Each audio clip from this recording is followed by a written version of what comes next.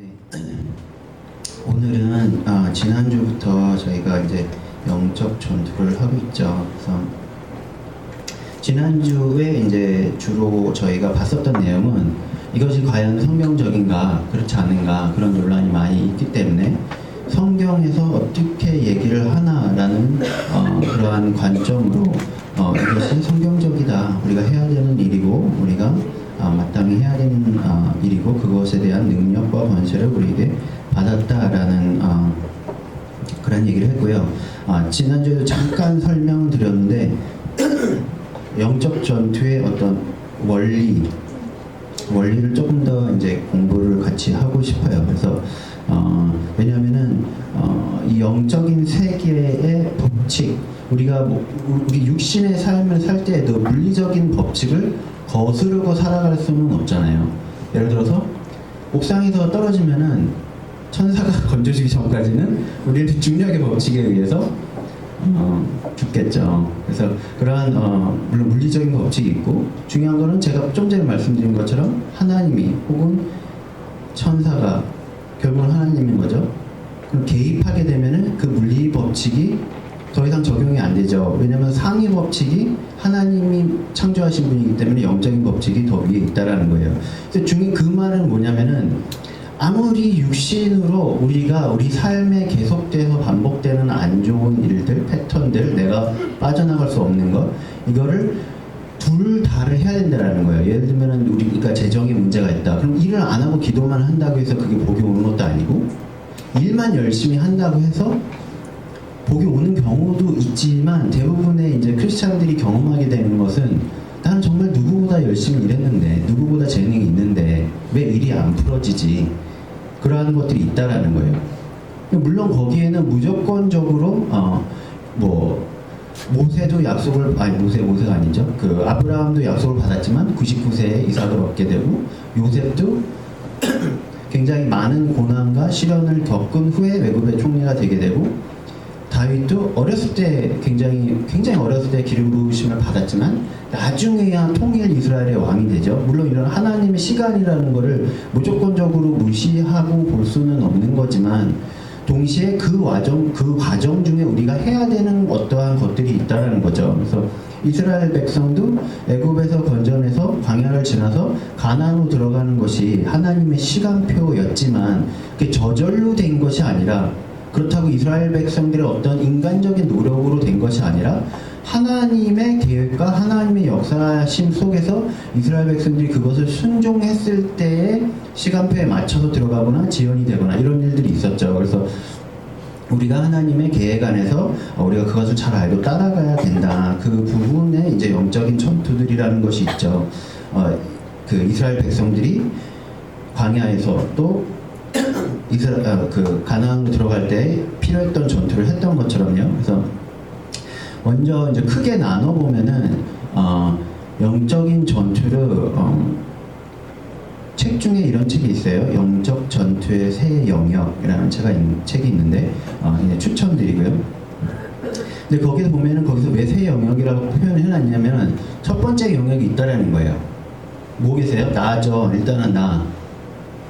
왜냐면 내 안에서 끊임없이 영적인 전투가 일어나잖아요. 분노라는 거는 내가 화내고 싶은 유혹이 지금 거잖아요. 거기에 유혹에 빠져들면은 내가 화를 내게 되고 범죄케 되는 거고, 그거를 싸워서 이기고 치유받으면은 점점 거기서부터 이제 자유로워지는 거죠. 모든 죄들이 다 비슷한 패턴이에요. 거의 동일한 패턴인데, 그래서 일단 내가 내 안에 전투를 승리를 해야 내가 평강한 자, 하나님을 더욱더 닮아가는 자, 예수님을 더욱더 닮아가는 자가 되겠죠. 그럼 그런 구성원들이 모여있는 게 다음은 뭐예요? 이 책에서는 이제 교회라고 얘기하고 있는데, 가정이 됐든 교회가 됐든 직장이 됐든, 그리고 교회라고 우리가 할 수 있을 법한 공동체라는 거죠. 그 공동체에서는 각각의 개인이, 일단은 각각의 개인이 다 자기의 전투를 이기는 상황이어야겠죠. 내가 전투를 지고 있는데, 그러면은 이제 우리 소위 이제 남자들이 이제 운동할 때 쓰는 용어로 이제 구멍이 되는 거예요. 나는 전투를 다 이겼는데 10명이 있는 그룹이 있어요. 근데 9명은 다 전투를 그래도 잘 하고 있어요. 완벽하진 않지만. 근데 한 명이 예를 들어서 시기심이라는 악한 영의 꼬임에 자꾸 넘어간다라고 치면은 그 무리에서 계속해서 분란을 일으키는 사람은 사실은 누구겠어요? 관리를 안 하고 있는 사람, 자기의 영적인 전쟁터를 관리를 안 하고 있고 이기지 않고 있고 승리를 못 하고 있는 사람이라는 거예요. 그럼 그 사람의 경우에는 그 사람에 의해서 자꾸 시기심이 역사하고 그 사람이 분란을 일으키고 이런 일이 발생하겠죠. 근데 각각의 약점들이 다 사람마다 다 다르겠죠. 어떤 사람은 시기심일 수 있고 어떤 사람은 뭐 교만일 수도 있고 어떤 사람은 분노일 수도 있고 복합적으로 다 우리가 가지고 있는데 그래서 그러한 무리, 교회 이거한 것이 이제 두 번째 영역이다 이렇게 표현을 하고 있는 거고 그리고 세 번째 영역은 이제 영계와 좀 더 큰 단위죠. 영계와 육계에서 그것을 우리가 하나의 전 인류라는 차원에서 영적인 전투를 해야 된다 그런 의미인데요. 그래서 이거 그런 원리를 영적인 세계에서의 법칙을 잠깐 짚고 넘어가고 싶습니다. 그래서 왜냐하면 영적 전투를 할 때 법적인 원리를 모르고 하면은 굉장히 쓸모없는 싸움을 오랜 기간 계속 하게 돼요. 그리고 효과가 없으니까 지쳐요. 낙심하게 되고 그래서 작년에 100%로 싸웠던 게 올해는 90%로 싸우게 되고 그 다음에는 80%로 싸우게 되고 내가 낙심하게 되니까 그쵸? 자, 일반적인 전투라고 봐도 예를 들어서 법적인 권한을 가지고 있지 않은 채로 싸우게 되면 예를 들어 그러면은 불법 무장 세력이 되는 거죠. 말하자면은 게릴라군이 되고 비정규군이 되는 거예요. 그럼 우리나라에 누군가가 뭐 무장공비가 들어와서 우리가 전투를 나가는데 내가 국가의 공인을 받지 않은 정규군이 아니라면 국가의 지원을 받을 수가 없겠죠. 그리고 하는 행위도 불법 행위가 되겠죠. 뭐 정당방위 정도는 될 수 있을지 모르지만 좀 과잉으로 했다 그러면 이제 불법 행위가 되는 거예요. 그래서 흔히 말해서 뭐 기사 나오고 뭐 그런 거 보면은 먼저 때려서 같이 싸웠더니 쌍방폭행이 되잖아요. 왜? 저쪽도 어찌됐건 때렸다. 그러면 어떻게 해야 되냐? 네가 경찰이 아니니까 너 맞고 있어야 된다라는 거죠. 응징을 할 권리가 없다라는 법적인 권리가 없다라는 거예요. 그래서 어찌됐건 우리가 천군 천사와 하나님의 도움을 받으려면 그 법적인 원리 안에서 싸워야 이게 의미가 있지. 안 그러면은 그 굉장히 우리에만 소모된다라는 거죠. 그 지원을 받지 못하게 되니까. 그래서 몇 가지 원리를 이제 말씀을 드리자면은 마태복음 5장 25절에서 26절 짧으니까 제가 읽을게요. 너를 고발하는 자와 함께 길에 있을 때 급히 사화하라. 여기 사화라는 것은 그 일을 빨리 해소를 하라라는 거예요. 어떤 성경에는 동의하라라고 되어 있기도 하고 어떤 성경에는 그 일을 처리하라라고 이제 되어 있다라는 거죠. 그 고발하는 자가 너를 재판관에게 내어주고 재판관이 옥리에게 내어주어 옥에 가둘까 염려하라. 진실로 내게 이르노니 네가 한 푼이라도 남김이 없이 다 갚기 전에는 결코 거기서 나오지 못하리라. 이 육적인 관계를 말하고 있지만 영적인 원리랑 똑같습니다. 예수님이 하신 말씀이죠. 무슨 말이냐면은 제가 세연이한테 잘못을 해코지를 했어요. 그래서 세연이가 참다가 이건 도저히 안 되겠는 거예요. 그래서 경찰에 가서 신고를 해야겠어요. 제가 꿀밤을 너무 막 세게 때린 거예요. 경찰에 가서 폭행죄로 이제 신고를 하려고 하는데 그럼 제가 해야 될 일은 뭐냐라는 거예요. 내가 죄가 있다면 최대한 제가 아연이를 통해서 회장님 큰일 났어요. 세연이 언니가 내일 아침에 동이 트자마자 광주 파출소에 간다라고 합니다. 그럼 제가 해야 될 일은 뭐예요? 그 밤에 찾아가서 세연이한테 사과를 하는 일인 거예요. 그쵸? 뭐라고 되어 있냐면은 너를 고발한 자와 함께 길에 있을 때 급히 사과하라. 이게 제일 먼저 해야 되는 일이라는 거예요. 그러니까 쌍방과실일 수도 있겠죠. 제가 꿀밤을 때렸더니 같이 때렸어요. 그래서 쌍방과실인데 어찌됐건 고소를 하러 간대요. 누구의 잘못이 크고 적고를 떠나서 인간 세계에서 똑같잖아요. 어떻게 해야 돼요? 경찰에 가서 신고하는 일만은 막아야 되는 거 아니에요. 그게 나도 손해가 없고 쌍방과실일 때는 서로가 이득인 거잖아요. 그래서 최대한 빨리 가서 야, 아이스크림 사줄 테니까 퉁치자 이렇게 해가지고 서로 쌍방가시를 무마를 한다라는 거죠. 그게 굉장히 중요하다라는 거예요. 그래서 무슨 말이냐, 내가 죄를 지으면 여기에도 너를 고발하는 자와라고 돼 있는데 성경에 악한 영, 사단을 고발자, 참소자 이런 이름으로 굉장히 많이 거론이 돼요. 그래서 지난 시간에 했었지만 욥도 그랬고 베드로도 그랬고, 사단이 아버지한테 가서 그러죠. 쟤 이런 잘못이 있다, 쟤 이게 부족하다, 이런 연약함이 있다, 한번 밀가루도 내가 한번 까지집어 보겠다, 그런 얘기가 나오잖아요. 그래서 밀가루듯 한다는 게 지난번에 제가 말씀드렸는지 모르겠는데, 까부르듯 한다는 게 이제 제 기준에서 다 아시는데 너무 여러분들 과도평가해서 말씀드린 건지 모르겠는데 제 기준에서 그게 어려운 단어였거든요. 근데 뭐냐면은 키질을 한다라는 거예요. 키질.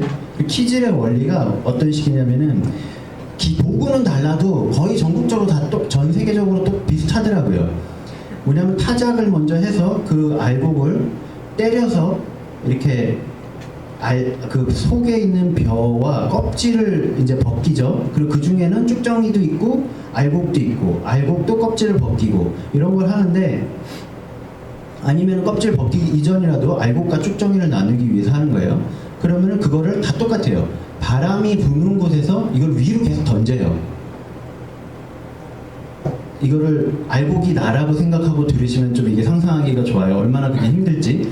위로 계속 던지는 거예요. 바람도 부는데. 그러면은 뭐만 날아가요? 쭉정이만 날아가고 겨 껍데기만 날아가고 알곡만 남는 거예요. 그럼 두 가지 의미가 있어요. 하나님이 사람이 아닌 사람들은 바람에 혹은 시험에 유혹에 쉽게 날아가는 거고, 하나님 사람들만 남겨지겠죠. 그런 의미가 있고, 또 하나는 그 사람 안에서 하나님의 내 안에 하나님의 것이 아닌 거는 날아가게 되는 거예요. 그래서 내 안에 하나님의 것만 남아지는 거예요.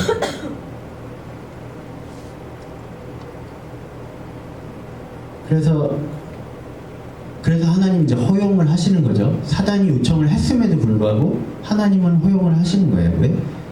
알곡만 남게 되니까. 그 개인의 하나님이 주시지 않은 것이 내 삶을 가로막고 있는 것이 없어지니까. 근데 어찌됐건 힘은 들어요. 이렇게 해서 막 던지시니까. 던지시는 거는 하나님이 아니죠. 사단이 던지지만.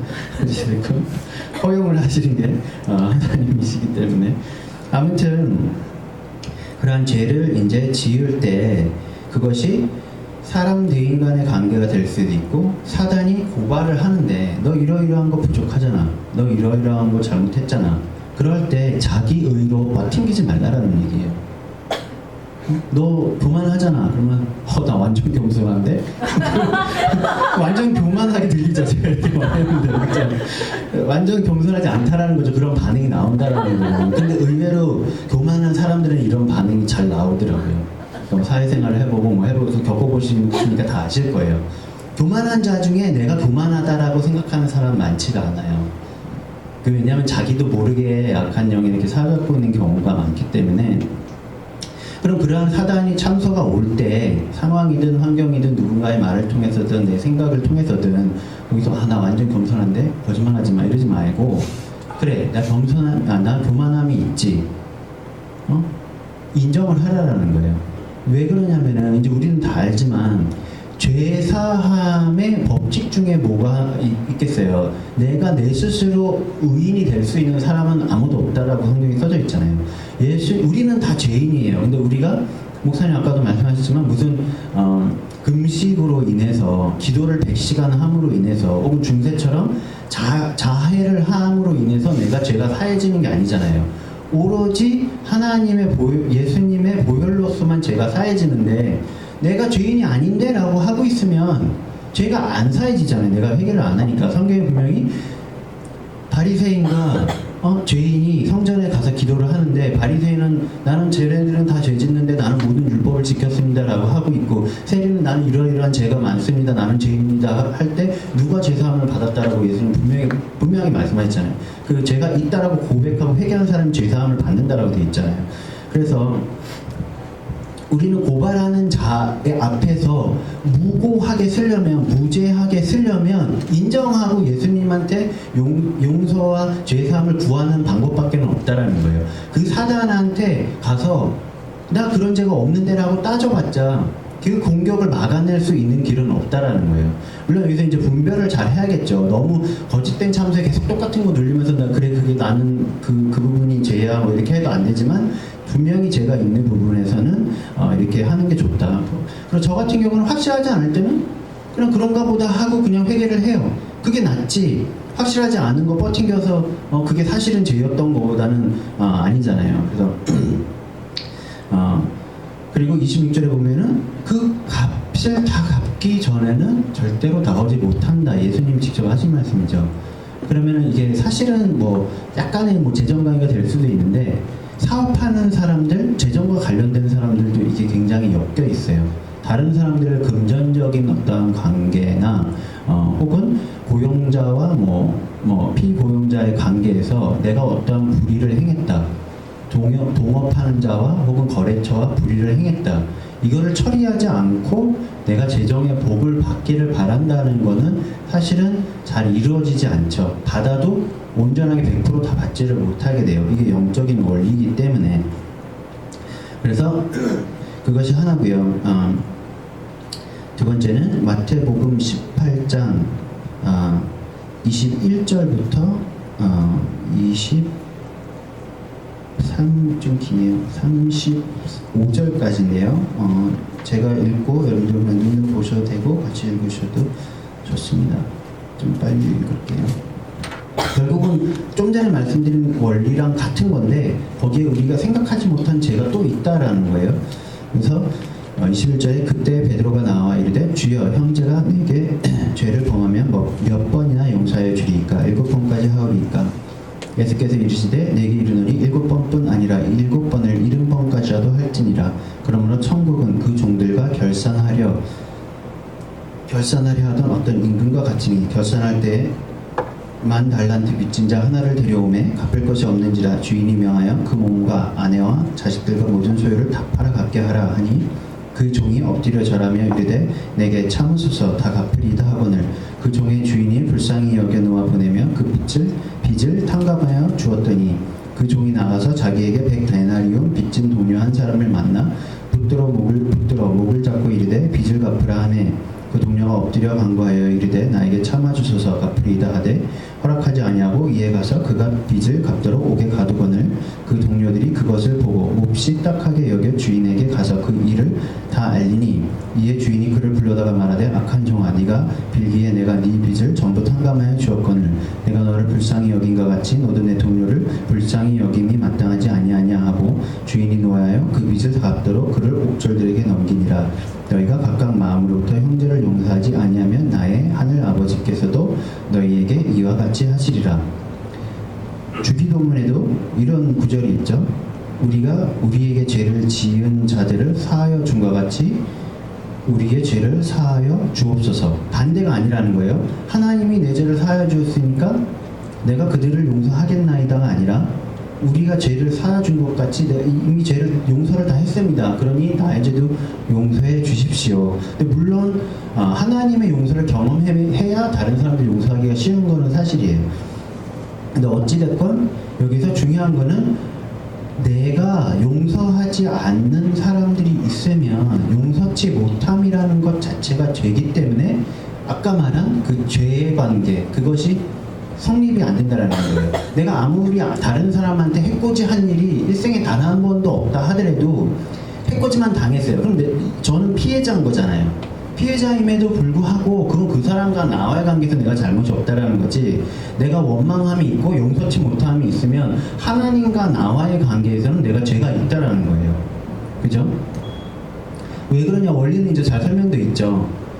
하나님이 전 인류를 위해 그리고 우리 각 사람을 위해 해주신 그 용서와 사랑이 훨씬 더 큰데 네가 이생에서 일어나는 그런 사소한 것들 우리로 치면 굉장히 열불나는 일들도 많죠. 그렇지만 어찌됐든 하나님 입장에서는 내가 해준 게 더 큰데 그럼 그게 사실이잖아요. 진리잖아요. 네가 그거를 못 용서해 주냐라는 거예요. 그래서 어찌됐건 우리가 용서를 해줄 때, 그래서 축사나 뭐 치유나 이런 걸 받아보고 해보고 뭐 강의를 들어보고 다 해보면은 용서치 못함이라는 게 항상 굉장히 자리 잡고 있어요. 용서치 못함이 처리가 안 되면 그 부분이 축사가 굉장히 안 돼요. 그리고 뭐 죄가 남아있는 거니까, 아직 동의하지 않는 거니까, 용서하기를 선택하지 않는 거니까. 예를 들어서 부모님한테 막 굉장히 극심하게, 그냥 일반적인 보통 수준의 학대 말고 극심하게 학대를 받았는데 그런 사람은 정말 용서가 안 돼요. 선택을 해서 말을 하려고 해도 말이 안 나오는 사람들도 있더라고요. 그러니까 우리는 보통 선택해서 용서하는 건 쉽잖아요. 근데 치유가 안 돼서 감정이 남아있는 거지. 그건 이제 하나님 만져주시지만, 근데 정말 학대가 심한 사람은 용서 자체로 의지를 들일 수가 없는 거예요. 너무 분하니까, 너무 원통하니까, 거기에 사로잡혀 있으니까. 근데 그거를 처리를 해야 상처가 치유가 임하더라고요. 대부분의 경우 겪어보신 분들은 아시겠지만, 그래서 용서하지 않은 채로 내 안에 특히 어떠한 상황, 그 상황에서 상대방에 대한 용서가 없는 채로 그 상황을 영적으로 풀으려고 하면은 안 된다라는 거예요. 아까 말한 제가 세연이한테 해코지를 했는데 세연이가 그거를 기도로 이렇게 어떻게 풀어보려고 해요. 근데 저에 대한 원망과 용서치 못함이 남아있다면 그게 잘 안 된다라는 거예요. 왜? 사단이 지난 시간에 얘기한 것처럼 법적인 권리를 여전히 가지고 있는 거예요. 내가 용서치 않은 범죄를 하고 있기 때문에 여전히 사단이 그 부분을 건드릴 수 있는 통로가 있다라는 거죠. 그래서 내가 무죄해야 한다라는 것, 그리고 그게 내가 무죄하다라는 거는 내가 아까도 말씀드렸지만 나의 어떤 행동이나 노력으로 무죄함을 받는 게 아니라 예수의 피로 사함을 받아서 무죄함을 받는다라는 거죠. 그럴 때 내가 해야 되는 거는 의지로 내 죄를 고백하고 회개하고 다른 사람을 용서하고. 그래서 지난 시간에 잠깐 얘기했지만 이렇게 성경에도 그런 식으로 많이 표현이 돼 있고, 현대의 어떤 법적인 모습을 보자면 마치 하나님이 판사의 역할을 하시고 사단이 검사 내지는 고발하는 사람의 역할을 하고, 원래는 나 혼자 서 있는 건데 예수님이 2000년 전에 돌아가심으로 인해서 예수님이 변호인 역할을 이제 하게 되시는 거죠. 그리고 그 변호인의 역할에 따라서 하나님은 판결을 내리시는 거예요. 왜냐하면 하나님 공의의 하나님이시기 때문에 죄를 지으면 죄의 삭은 사망이죠. 근데 그거를 이길 수 있는 유일한 방법은 예수님의 보혈인 거예요. 보혈에 의지하지 않는 사람은 하나님은 사망을 허락하실 수밖에 없는 거예요. 사단이 죽이고 멸망하고 훔치고 죽이고 멸망하러 올 때 그거를 법적으로 막을 수 있는 권한이 나에게 없는 거예요. 예수님의 피를 받지 않는다면은. 그래서 무조건 이제 기독교인들은 어찌됐건 천국 갈 수 있는 구원은 받았지만, 그러한 사단이 역사하고 저주가 역사하는 그러한 모든 방면에, 모든 분야의 내 삶의 부분에 다 그 부분들을 내가 의지를 드려야 된다는 거죠. 그래서 끝으로 야고보서에 보면은 야고보서 4장 7절에 보면은 그런즉 너희는 하나님께 복종할지어다 마귀를 대적하라 그리하면은 너희를 피하리라. 영적 전투에 내가 어떻게 임해야 되는지가 나와 있어요. 일단은 예수의 이름으로 마귀를 대적하면 마귀들이 피하리라라고 돼 있고, 어떤 성경에는 도망간다라는 표현이 있는데 도망간다라는 거예요, 실제로. 근데 그 이전에 뭐를 해야 된다라는 거예요? 하나님께 복종할지어다, 순복하라라고도 돼 있고 복종할지어다, 하나님께 철저히 그 아래로 들어간다라는 거예요. 하나님 아래 들어간다라는 거예요. 근데 내가 만약에 저 사람과 나의 관계에서 저 사람이 65% 잘못했잖아요, 나 회개 안 할래요. 그러면 그 일이 해결되지 않는다라는 거예요. 영적으로든 어떤 관계든. 그리고 내 삶에 역사하는 악한 영들, 그것을 틈타고 들어오는 악한 영들, 내가 거기 꽂히져봤자 도망가지 않는다라는 거예요. 걔네들이 뭐라고 하겠어요? 아니 나는 법적인 권세를 너한테 받았는데? 라고 할걸요 아마. 그쵸? 내가 내어준 거죠. 내가 내어준 거기 때문에 네가 나한테 권리 줬잖아, 나 안 나가. 그렇게 되는 거죠. 그래서 하나님께 순복하고 마귀를 대적하면 그들이 피한다 라고 돼 있죠. 물론 이제 영적 전투에 보면은 원리는 이게 절대적인 원리인 거고, 또 하나 이제 신약에서 성경에서 여러 가지 것들을 보면은 믿음의 분량이라는 것도 분명히 작용을 해요. 예를 들면 그런 거죠. 뭐 제자들이 귀신을 쫓으러 갔는데 두들겨 맞고 나오고, 그럼 예수님이 뭐라고 말해요? 너희 믿음이 없으면 꾸짖었다라고 돼 있거든요. 그러니까 믿음의 분량에 따라서 내가 그러한 능력이 있는지 없는지를 정말 믿느냐 안 믿느냐도 분명히 존재하지만 원리 자체는 이렇다라는 거예요. 순복하고 마귀를 대적하면은 피한다. 그래서 이게 어느 정도 되면은 이제 자기의 개인의 삶의 축사 혹은 다른 이들의 삶의 축사가 되는 거예요. 왜? 내가 순복을 했고 그 분야에 전반적으로 완벽한 사람은 아니지만 그 분야에 순복을 했고, 또 완벽하지 않은 사람, 이 부분에 내가 죄가 있다는 걸 인정을 했고, 그래서 내가 거룩하게 됐음을 인식을 하고 믿고 예수님의 이름의 권세를 사용을 하니까 축사가 일어나고 내 삶에서 영적인 어떠한 흐름들이 깨어지고 그렇게 되는 거죠.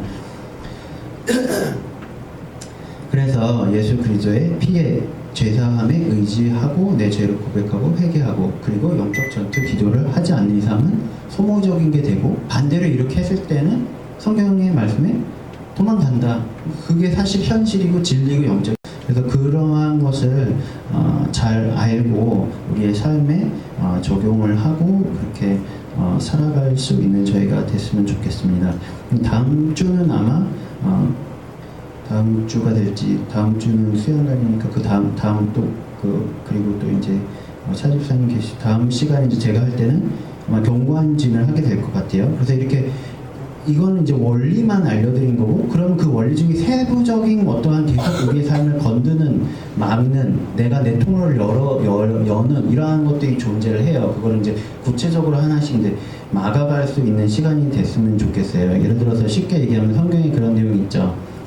집에 안 좋은 사람을 이제 내어 쫓아놓고 다 청소를 했는데 문단속이 안 돼 있고 그 안에 누군가가 올바른 사람이 거주하지 않는다면은 뭐라고 해서 7귀신 데리고 들어와서 더 상태가 안 좋아진다 그랬잖아요. 그게 이제 결국 축사나 내 삶의 어떤 영역에서 귀신을 쫓아낼 때의 상황을 의미를 한 거거든요. 문단속이 안 돼 있고, 예를 들어서 뭐 중독에 걸린 사람이 있어요. 뭐 마약 중독이든 알코올 중독이든 걸렸어요. 하나님은 어떤 사람은 차근차근 자신을 내어드림으로써 그거를 중단해서 멎어지게 하는 사람이 있고, 극단적으로 이렇게 하나님 확 임하셔서 그 중독의 영을 끊어내는 경우도 있더라고요. 둘 다 있고 어느 것이 하나님이 안 하는 것이다라고 할 수는 없는데, 쉽게 얘기해서 이러는 거예요. 오늘 갑자기 제가 무슨 알코올 중독에 있다가 자유케 됐어요. 하나님이 임하셔서. 내일 가서 집에 가는 길에 술집에 들러서 술 마시기 시작하면은 그럼 내일부터 다시 중독이 되는 거예요. 그렇잖아요. 그래서 문단속과 그 안에 성령님이, 우리 안에 성령님이 계시는 게 얼마나 중요한지 그러한 부분들을 계속 이제 좀 같이 나누고 무장이 되어가는 시간이 됐으면 좋겠습니다. 네, 기도하고 마칠게요. 아버지 하나님 감사합니다.